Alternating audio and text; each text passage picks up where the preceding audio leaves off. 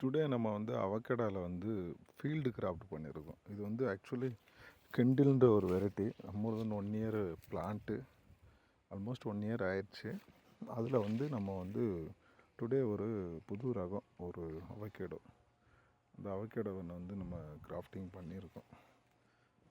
So இப்போ வந்து already இந்த பிளான்ட்டு கிராஃப்டடில் மேலே வந்து கிராஃப்டட் பண்ணியிருக்கோம். இது சக்ஸஸ் ஆனால் மோஸ்ட்லி இது சக்ஸஸ் வரும், ஆனால் வந்து அந்தளவுக்கு ஈல்டு வந்து வராது.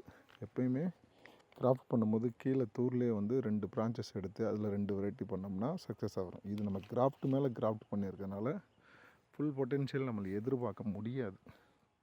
ஆனால் இருந்தாலும் இந்த மரத்தில் இந்த மரத்துலேயும் இப்போ 2 கிராஃப்ட்டு நமக்கு வந்து ஒரு பயனுள்ளதாக இருக்கும்.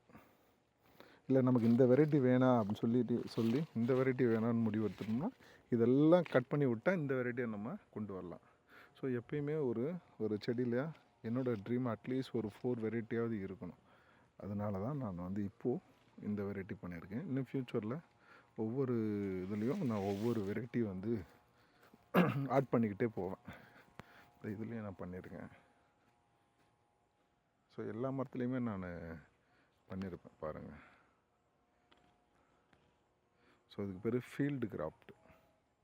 தேங்க்யூ.